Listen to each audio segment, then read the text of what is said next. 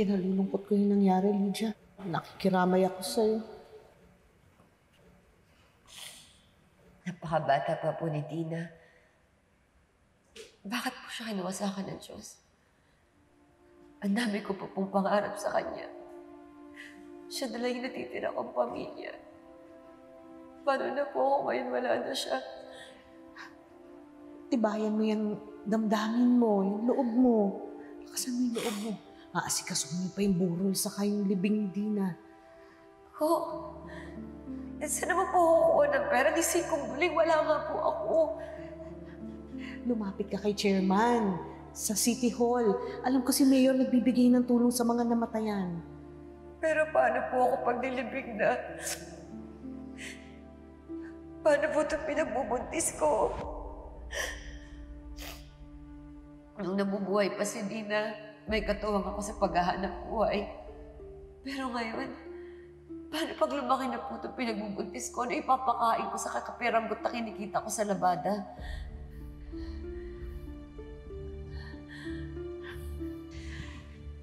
Kasuhan mo kaya si Father Anjo sa pagkamatay ni Dina.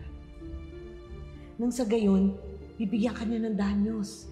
Siguro naman, sa perang makukuha mo, sapat na yon para pagsimulan niyo ng ipapanganak mong anak. Nasisiraan na po ba kayo, Aling Dolores? Pare, kakasuhan ko. Abe, bakit hindi? Di ba't humingi ka ng tulong sa kanya? Para gamutin si Dina, ano nangyari? Di ba't namatay? Alam mo, kung tutuusin, walang ibang dapat sisihin kundi yan si Father Anjo sa pagkamatay ni Dina. Oo, galit po ako kay Father Anjo. Pero wala naman po siyang kasalanan. Wala siyang ginawa kay Dina. Hindi niya sinaktan, hindi niya nilapitan. Ano po sa tingin niyo ikakaso ko sa kanya? Hindi na importante yon. Ang mahalaga, makarating to sa husgado, sa korte. Alam mo, meron akong nabasa noon May isang tao na nagreklamo sa isang pare. Tapos, alam mo ba sabi sa balita, natakot ang simbahan. Ayaw nilang madamay at makalagad sa iskandalong dulot ng reklamong yon. Alam ba, inareglo nila. Balay mo, ikaw din, ganun ang gawin. Idiin mo si Father.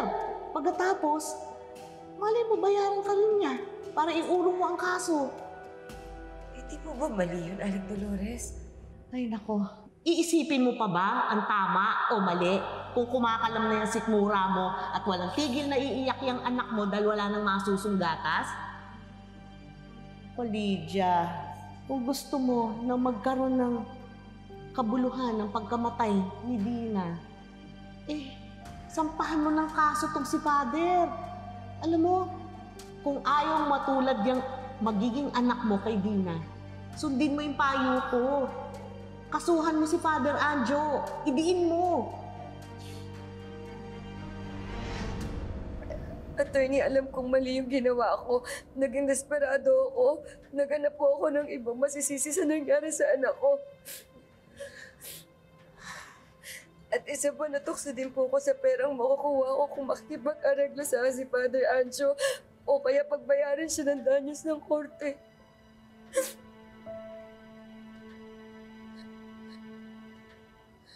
Attorney, patawarin niyo po ako kung nilihim ko po ito sa inyo. Ma'am Lydia, hindi po ako galit sa inyo. Kahit hindi ako isang ina, naiintindihan ko yung pinagdadaanan ninyo. Pero ngayong alam ko na yung buong katotohanan, hindi na ako maaaring magpatuloy bilang abogado ninyo. Dahil taliwas sa prinsipyo at pinaniniwalaan ko yung ginawa ninyo. Sana po naiintindihan niyo. Attorney, okay lang po. Alam ko nung una pa lang kitang makilala, tuwid po kayong abogado. Ako nga po dapat humingi ng pasensya sa inyo. Nadamay pa po kayo sa kalokohan ko. Hindi pa po huli ang lahat. Pwede niyo pa hong itama yung pagkakamali na yun. Alam ko po, pag ginawa niyo yun, natutuwa po si Dina sa langit. Mas maipagmamalaki niya po kayo.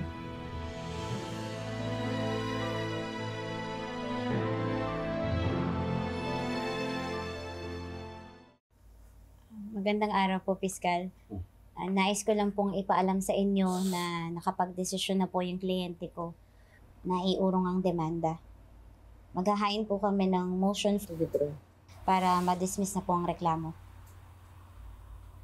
Attorney Matias, it is unusual para sa isang complainant na iurong ang reklamo, especially if the case is already in progress. Has there been any change in circumstances or new information that led to this decision? Opo, Piskal. After further discussion with my client, napag-alaman ko po na merong crucial information na hindi ko nalalaman bago pa man kami maghain ng reklamo. At yun po ang katotohanan na si Dina pala ay may karamdaman na bago pa man siya bawian ng buhay. At wala pong kinalaman si Father Anjo sa nangyari sa kanya. Binabawi na po ni Mrs. Soriano lahat ng akusasyon niya sa inyo. Dala lang po ng matinding emosyon at galit, kaya naghanap siya ng masisisi. Pero ngayon po, naliwanagan na siya at binabawi niya na po yung reklamo niya sa inyo para po maiwasan na rin ang anumang sigalot at magkasundo na yung magkabilang kampo. Bago tayo magpatuloy, gusto ko lang makasigurado na voluntary ang pag-withdraw ng kaso. Mrs. Soriano, kayo ba ay puwersa o inimpluwensyahan para gawin ang desisyong ito? Hindi po, Piskal. Kusang loob po akong nagpasya na gawin to.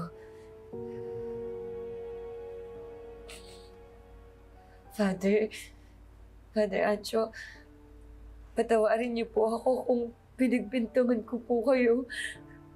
Ang totoo po, ako po talaga yung may malaking pagkukulang bilang ina. Pero binuntan ko po sa inyo. Alam ko po na malaking kasalanan yung manira ng tao.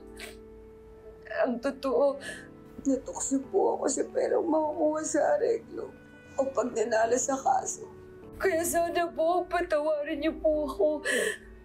Labis po ako nagsisisi sa ginawa ko sa inyo. Sana po mabigyan niyo pa po ako ng isa mo pang pagkakataon. Patawarin niyo po ako. Huwag kayong mag-alala, Aling Lydia. Kahit nung una pa lang, hindi naman ako nagtanim ng galit sa inyo. Sa halip ay gabi-gabi ako nagdadasal na sana hipuin ng Diyos ang puso ko para maliwanagan kayo. At nagpapasalamat ako kasi dininig niya ang panalangin ko.